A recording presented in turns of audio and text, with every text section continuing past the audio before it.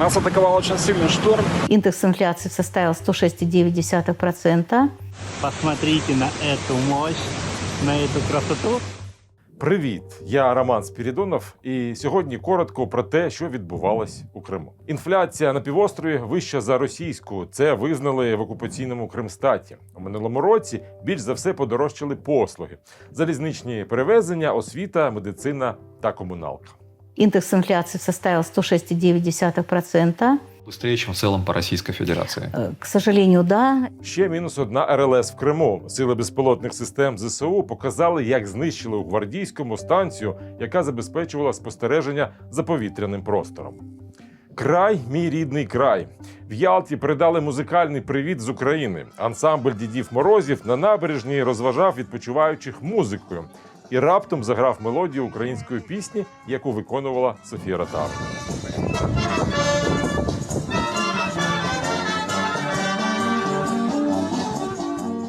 А негода декомунізувала селище Приморське біля Феодосії. Під натиском вітру не встояв пам'ятник Леніну.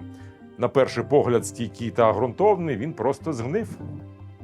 Природна стихія взагалі стала чи не головним ньюзмейкером у Криму наприкінці минулого та початку цього року. Перед Новим роком, як завжди, неочікувано випав сніг.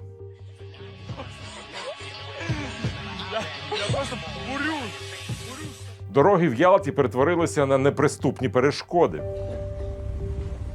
Всех несет жопой вниз.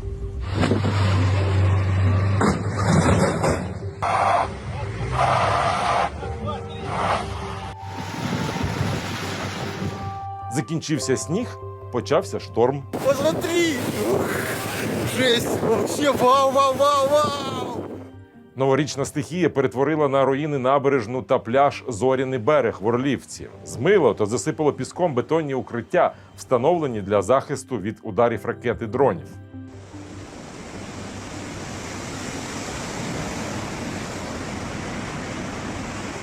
Море зруйнувало набережну в Євпаторії та затопило Сімферопольську вулицю. Какой-то ужас на самом деле. Улица Симферопольская в Евпатории сейчас выглядит вот так. Здесь можно фактически переплывать дорогу вплавь. Зате Салгір наповнився водою. Так він виглядає біля села Зарічне.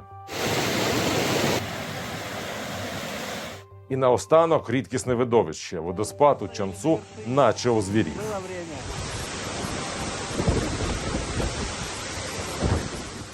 У мене все. Підписуйтесь на Крим Медіа, ставте вподобайки. Побачимось.